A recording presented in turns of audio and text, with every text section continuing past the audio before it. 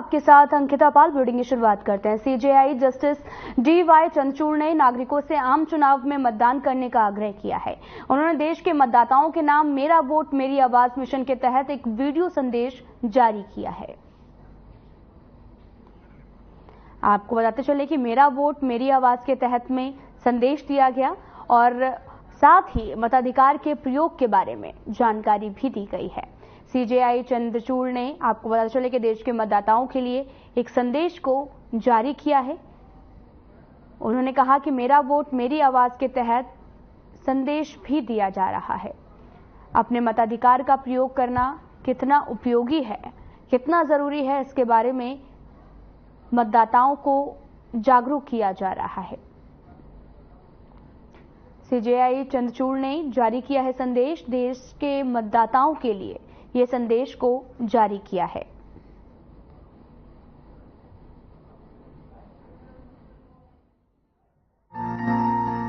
As citizens and Indians, we are citizens of the world's largest democracy, which our country is. The Constitution gives us a multitude of rights as citizens, but it also expects that each of us performs the duty which is cast upon us. And one of the foremost duties of citizenship is to cast our vote. In a constitutional democracy, the government is a government of the people, by the people, and for the people. And we call it that because of the fact that each of us has a participatory role in electing the government. When I was young and I crossed the age of eligibility to vote, I remember the excitement in my heart that for the first time I would be queuing up at the polling booth and exercising my franchise. Getting that dot on the finger when I voted aroused tremendous feelings of patriotism and association with the nation and me. Sometimes when you have an ink mark on your hand, you're wondering when that ink mark will go away. But this is one ink mark which I never wanted to go away, because I felt that I was a proud demonstrator of the fact that as an Indian citizen, having crossed the age of eligibility, I could exercise my vote, and I had in fact exercised my vote. So the day of election has always aroused wonderful feelings. The feeling that though I may be one in this big line of people who have come to vote, each of us counts as the same citizen with the same value. So our constitution and our law provides for one citizen, one vote, and one value. I think that's the great tenacity and the power of our nation as a constitutional democracy. When I became a lawyer and I had to run around in search of work in different places, both in Mumbai and outside, I was always worried that I should not be missing that one important day when I have to cast my vote. And I never missed that duty and obligation which is cast on me as an Indian citizen. So likewise, I would request every one of you, please do not miss this opportunity to vote responsibly as citizens of our great motherland. 5 minutes every 5 years for our nation. It's doable, isn't it? Let's vote with pride. My vote, my voice.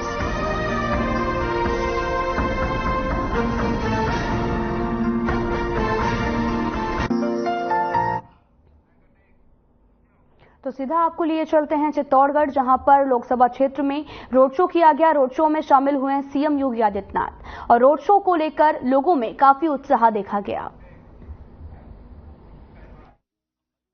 आग्रह करूंगा कि आप हम सब का मार्गदर्शन करें।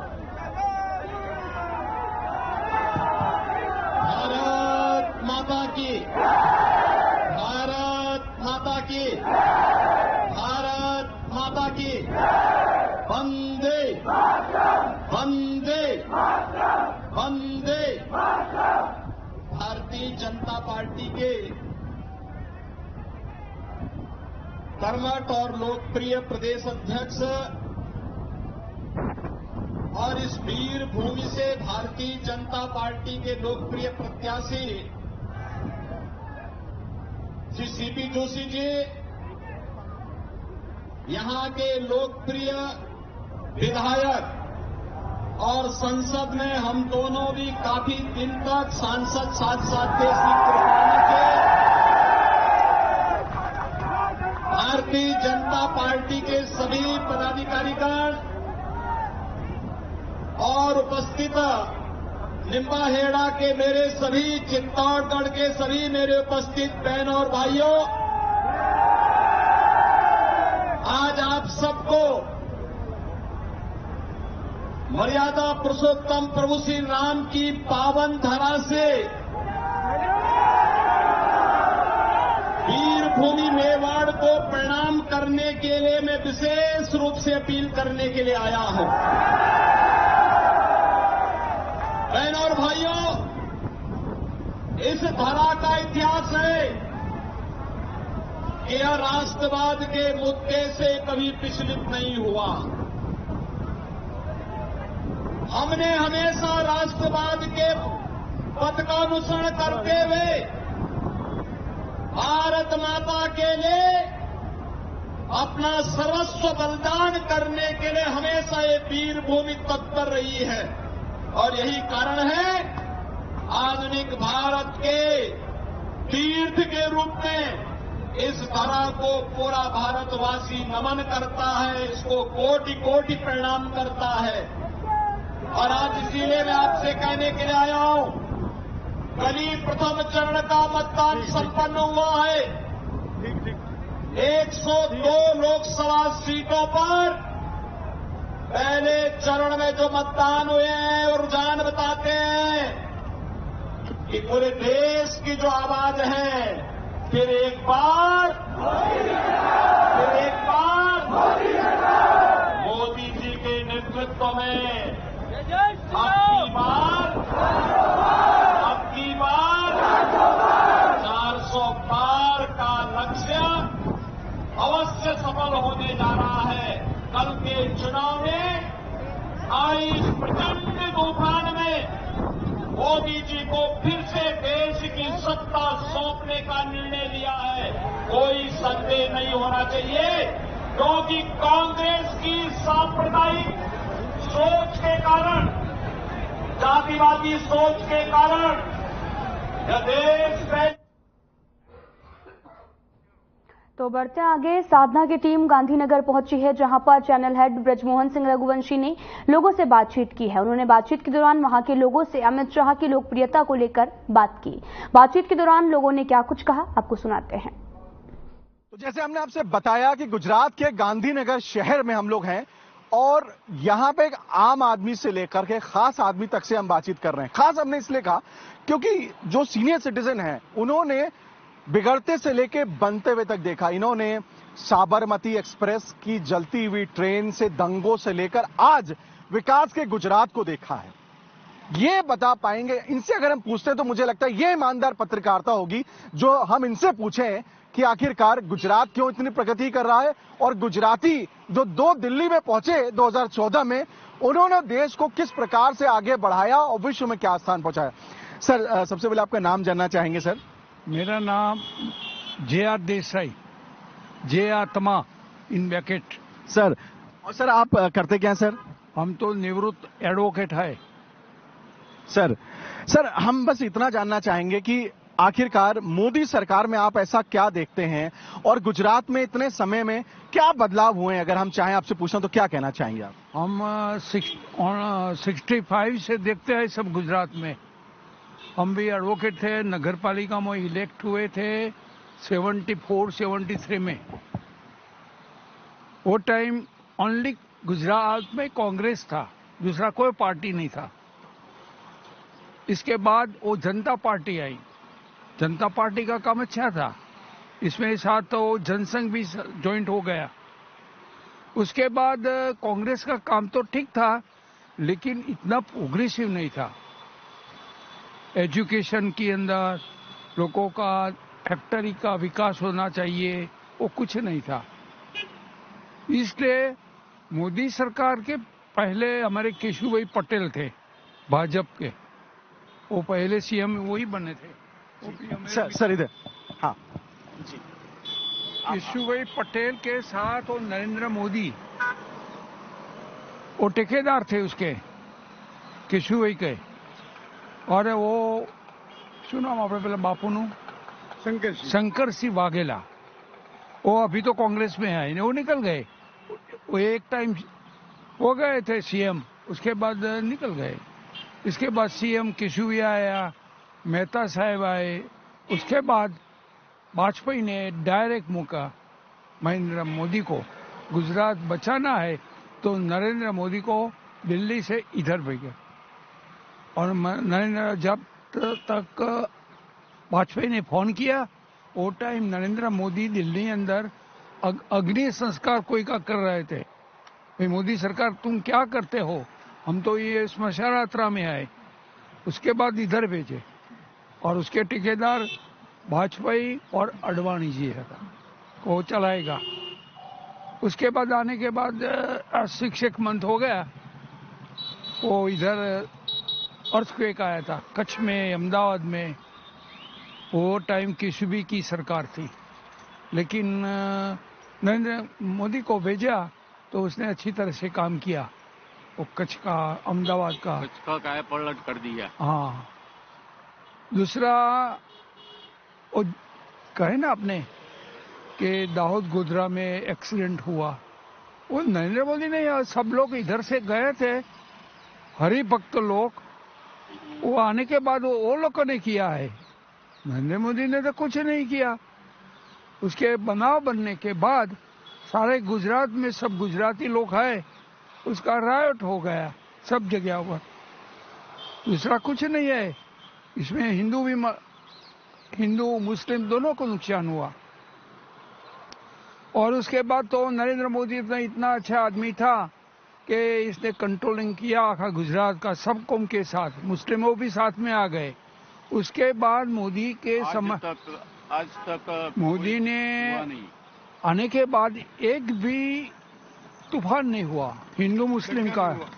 बिल्कुल हुआ। ये एक बड़ी बात मैं आप सब दर्शकों से बताना चाहता हूं कि गांधीनगर में क्या होता है कि दिल्ली में बैठे हुए पत्रकार जो किसी खास राजनीतिक दलों से कहीं ना कहीं प्रेषित होते हैं या कहीं ना कहीं उनसे प्रभावित होते हैं, वो वहां पे जो रिपोर्टिंग करते हैं, क्योंकि इस पूरे देश की जनता गांधीनगर में नहीं आ रही थी ना गुजरात में आ रही थी, लेकिन जो खबरें लाई जा रही थी कि यहां पे उसके लिए जिम्मेदार कोई एक व्यक्ति है जिसका नाम नरेंद्र मोदी है, ऐसा वो उस समय कहा जाता था। लेकिन हम कहते हैं ना कि जो सच्चाई होती है वो थोड़ी देर में आती है, लेकिन वो सच्चाई निकल के आती है।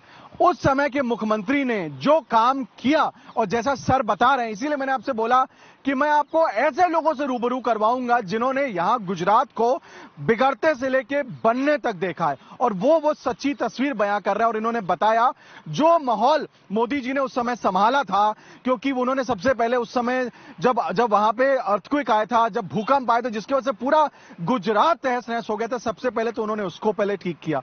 उसके बाद से जो दंगे की स्थिति थी, वो दंगे की स्थिति को उन्होंने हिंदू की तरफ साथ दिया, ना मुसलमान की तरफ, उन्होंने गुजरात की तरफ साथ दिया और यहां प्रगति की तरफ साथ दिया, ऐसा सर ने बताया। और यही सच है भी है, क्योंकि ये वो लोग हैं जिन्होंने उस समय उस भयावह स्थिति को महसूस भी किया था और आज उसको उन्होंने वो सच बयां कर रहे हैं। सर, उसके बाद से जो प्रगति जो गुजरात ने पकड़ी मोदी जी के बाद से, तो लगभग 13 वर्ष वो वहां रहे, फिर वो आते हैं। आपको लगता है कि ये जो ऐतिहासिक जो काम उन्होंने और उनकी जोड़ीदार अमित शाह जी ने जो किया, मैं सर आपके पास भी आऊंगा सर से बात खत्म करके सर, क्योंकि आपके पास भी उतनी ही बेहतरीन जानकारियां हैं जो मैं आपसे लूंगा। सर, ये दो जोड़ी की मैंने बात करी, इन दो जोड़ियों ने जो गुजरात की कायाकल्प किया, अब आपको लगता है कि अगला जो तीसरा टर्म है उसमें भी ये लोग कायाकल्प करेंगे? और खासतौर से अमित शाह जी जो आज गांधीनगर से जिन्होंने नामांकन भरा है, उनके बारे में भी क्या कहना चाहेंगे? अमित शाह भी इज वेरी कॉम्पिटेंट आदमी, वो भाजपा के अंदर, वो नरेंद्र मोदी के साथ रहकर काम करता था, वो होम मिनिस्टर था और वो नरेंद्र मोदी सीएम थे, इसलिए सब काम अमित शाह करते थे और उसका काम तो बढ़िया था। वो ताकत वाला आदमी है।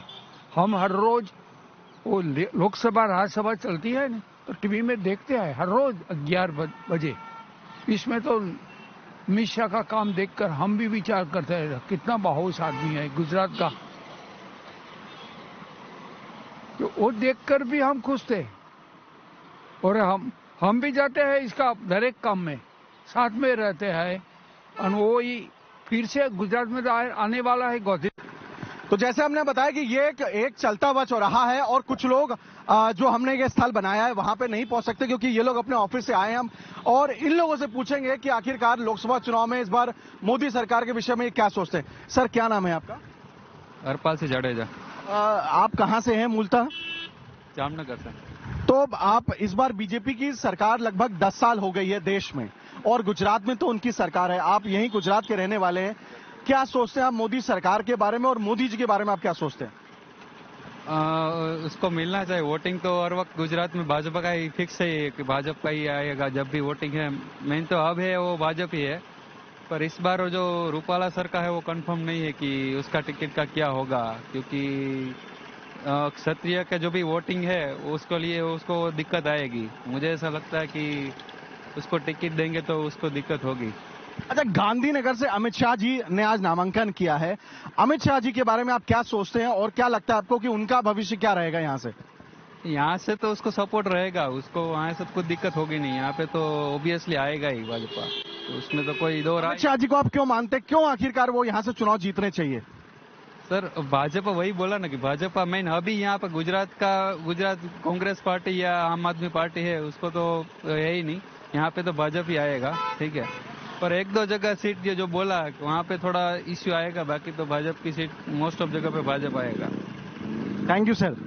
तो ये थे यहाँ के लोग जो कि क्योंकि ये लोकल हैं, यहाँ के गुजरात के हैं, तो यहाँ की जमीन, यहाँ के राजनीतिक विषय के बारे में इनको जानकारी बहुत अच्छी है। और हम जैसे हमने आपसे बताया था कि हम यहाँ पे तमाम हर वर्ग के लोगों से हम बातचीत करेंगे। वो वर्ग जो यहाँ का रहता भी है, जो यहाँ से दूर से भी आया है, हम उनसे बातचीत करेंगे और जानेंगे आखिरकार इस बार का चुनाव कैसा होने वाला है और यहाँ पे किन लोगों को आखिर चुना जाएगा और उसकी वजह क्या है। अमित शाह गृह मंत्री देश के, आज उन्होंने यहाँ से नामांकन किया है, उनके विषय में भी हम लोगों से बातचीत कर रहे हैं और जान रहे हैं आखिरकार लोग उनको क्यों यहाँ से चुनना चाहते हैं। अब हमारे साथ एक और भी यहाँ पे मैडम, यहाँ महिला मंजूर है यहाँ पे। मैम, आपसे बातचीत करना चाहते हैं। अमित शाह जी ने आज नामांकन भरा है, अमित शाह जी को कैसा आप समझती हैं, यहाँ से सांसद के लिए उन्होंने नामांकन दिया, क्या कहना चाहेंगे आप? मेरे को इस बारे में कुछ पता नहीं चलता है भाई। अमित शाह जी के बारे में क्या कहना चाहेंगे? वो बहुत अच्छा इंसान है, बस वही है। अच्छे देश के गृह मंत्री हैं वो? हाँ, अच्छे है। तो आप देखिए यहाँ पे एक वृद्ध महिला, इन्होंने भी, भले ये एक साधारणता, ये एक स्त्री का ये सबसे बड़ा स्वरूप होता है, वो मन से जितनी पवित्र, वो बहुत ज्यादा अपने में मिलावट नहीं रखती, तो उन्होंने बड़ी पवित्रता से इस बात को उन्होंने कहा कि हम जानते नहीं है, लेकिन गृह मंत्री अमित शाह जी के बारे में उन्होंने ये भी कहा कि अमित शाह एक अच्छे इंसान है।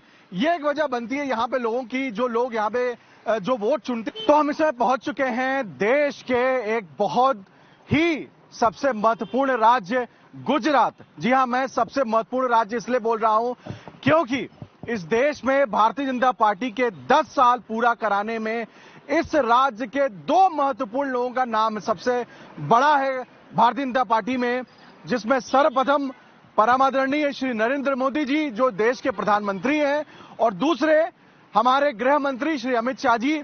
और गांधीनगर सीट पे आज हम लोग हैं क्योंकि आज गृह मंत्री अमित शाह जी ने आज इसी सीट से अपना नामांकन भरा है। हालांकि एक औपचारिकता एक नामांकन की होती है, लेकिन जिस प्रकार से हम गुजरात में पिछले दिनों से जिस प्रकार से हम घूम रहे हैं और अलग अलग शहरों में हमने लोगों से जाना, मुझे लगता है कि लोकसभा की सीटों के लिए बीजेपी पूरी तरह से यहां आश्वस्त है। इसीलिए यहां के जो 2 दिग्गज नेता हैं वो सबसे कम समय गुजरात में दे रहे हैं।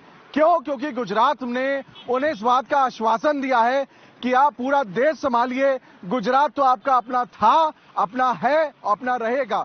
और इसी कड़ी में मैं सबसे पहले चाहता हूं अपने वीडियो जर्नलिस्ट को इस पूरा व्यू दिखाएं।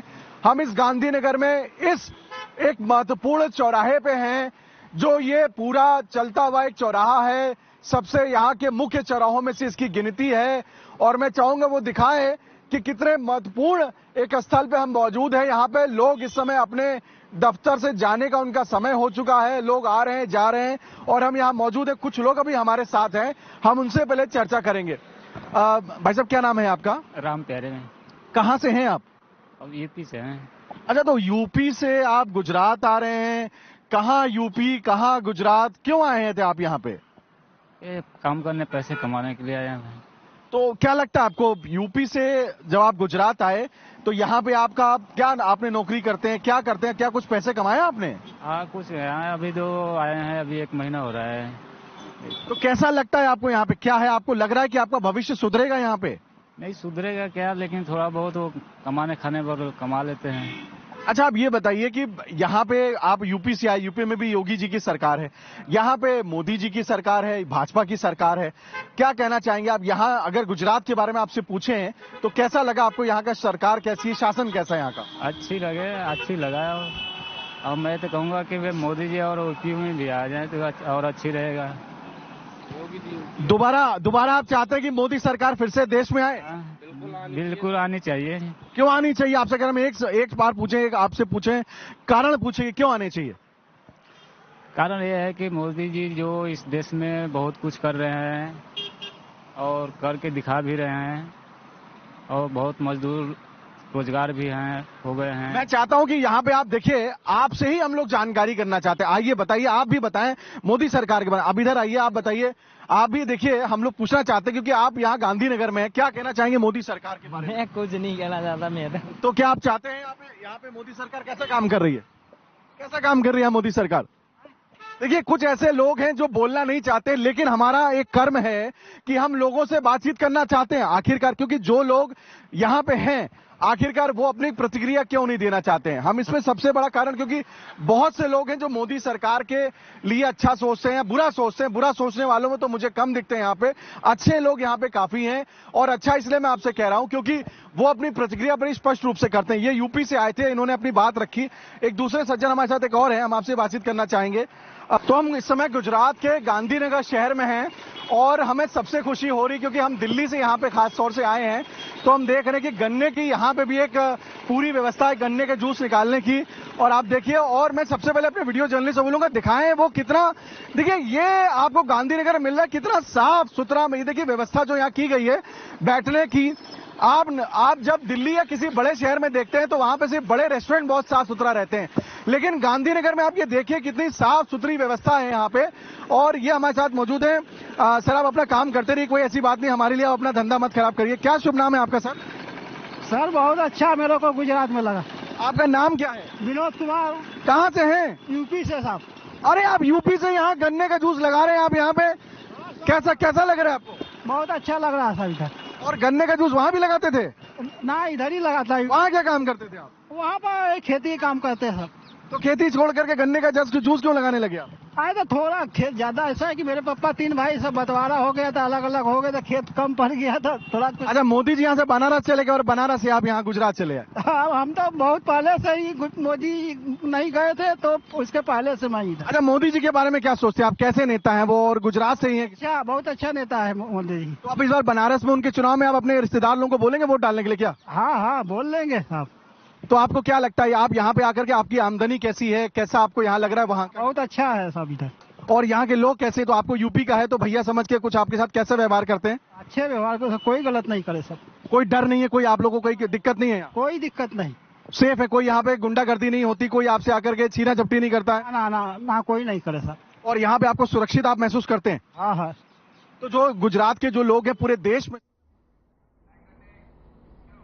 तो सीधा आपको लिए चलते हैं भीलवाड़ा, जहां पर भीलवाड़ा दौरे पर गृह मंत्री अमित शाह हैं और अमित शाह ने जनसभा को संबोधित किया है। साथ ही ओम बिरला के समर्थन में वोट की अपील भी की है।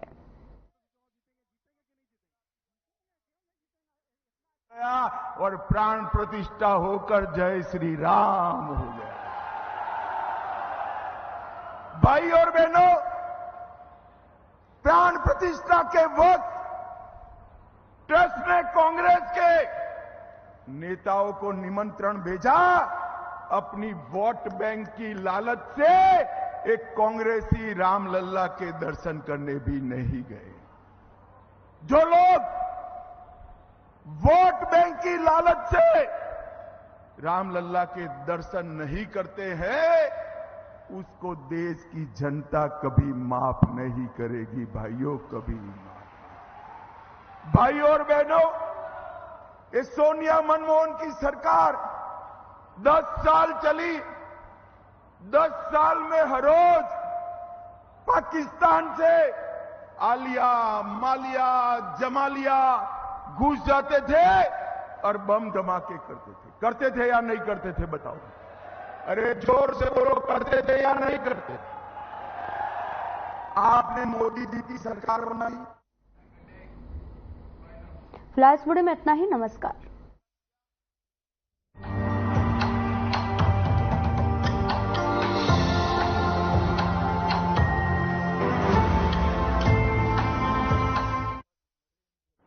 Next channel है श्री